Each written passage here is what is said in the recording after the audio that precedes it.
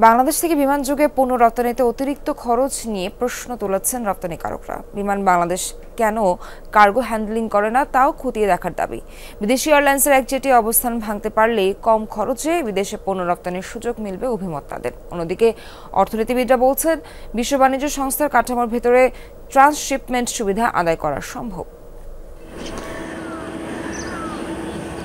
বাংলাদেশ থেকে আকাশপথে পণ্য রপ্তানি ব্যয় অস্বাভাবিক, যা এড়াতে ভারত থেকে উড়োজাহাজে পোশাক পণ্য বিশ্বের বিভিন্ন দেশে পাঠাতেন রপ্তানিকারকরা। ভারত ট্রান্সশিপমেন্ট সুবিধা প্রত্যাহার করে নেওয়ায় এখন সরাসরি বাংলাদেশ থেকে পণ্য রপ্তানির উপায় খোঁজা হচ্ছে।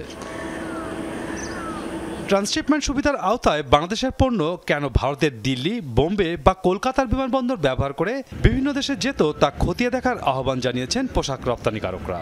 পাশাপাশি অধিক ব্যয় এড়াতে বিদেশি এয়ারলাইন্সের একচেটিয়া অবস্থান ভেঙে দেওয়ারও দাবি তাদের।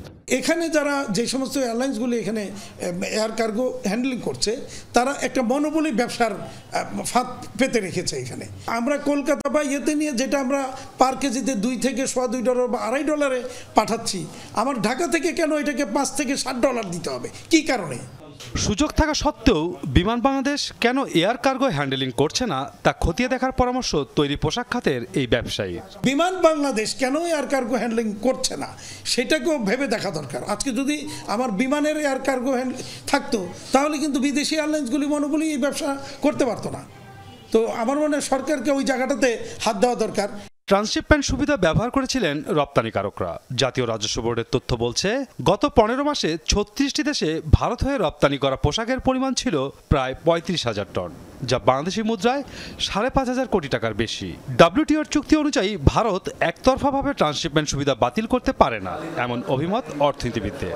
কোনো ধরনের পাল্টা পদক্ষেপ নয়, বরং কূটনৈতিক প্রচেষ্টা চালিয়ে ট্রান্সশিপমেন্ট সুবিধা আদায়ের পরামর্শ তাদের।